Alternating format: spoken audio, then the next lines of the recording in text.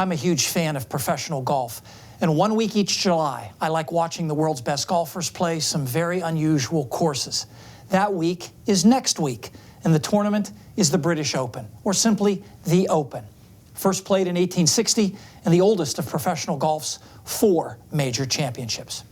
This year, the Open returns to the old course at St Andrews in Scotland, considered by many the home of golf, because the sport was first played there in the 15th century. The Open rotates among 9 courses, 5 in Scotland and 4 in England. So each course gets the tournament about every 10 years, though recently the old course at St Andrews, which is near 2 other famous Scottish courses, Carnoustie and Muirfield, has hosted the tournament every 5 years. Next week we'll make 29 times at St Andrews, more than any other venue. The common factor among these courses is they're all on or very near a coast, so-called links courses, which tend to have sandy soil, very few trees, and firm, undulating, dune-like surfaces with tall grasses lining the fairways and just as much brown as green, very unlike most American golf courses.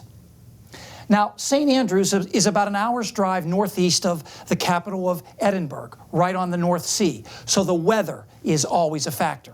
The water in mid-July is typically 55 to 60 degrees, so an east wind usually means chilly weather. To get a sense for what golfers might expect this year, I looked at daytime weather observations for the last 3 Opens at St Andrews, which gets 17 hours of daylight per day in mid-July, so I had about 200 hourly observations to work with. And here's how daytime temperatures behaved.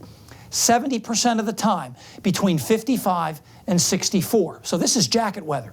Just 25% of the time the temperature was 65 or higher. As for daytime winds, I've grouped them into those with an easterly component, northeast, east, and southeast, and those with a westerly component, southwest, west, and northwest. The westerly winds clearly dominate, blowing more than 60% of the time in mid-July. But the wind had an easterly component about 30% of the time. That would be a cool breeze off the North Sea. But there's quite a bit of variation from year to year at St Andrews. Here's how temperature and wind direction behaved during the 2000 tournament. Winds had an easterly component about 80% of the time, and temperatures mostly held between 55 and 64, never reaching 70 degrees. In contrast, in 2005 at St Andrews, westerly winds ruled. No hint of an easterly wind. Temperatures 65 or higher about half the time. And it only rained 5 hours the whole tournament this year. Lovely July weather by St Andrews standards. The last time the Open was held there in 2010, a strong storm brought frequent rain and strong winds the first 2 days, poor enough conditions that play was suspended on Friday. And truth is, in links golf in Scotland, it's not unusual to have rain, wind, chill, and sun all in one day, not just in a 4-day tournament.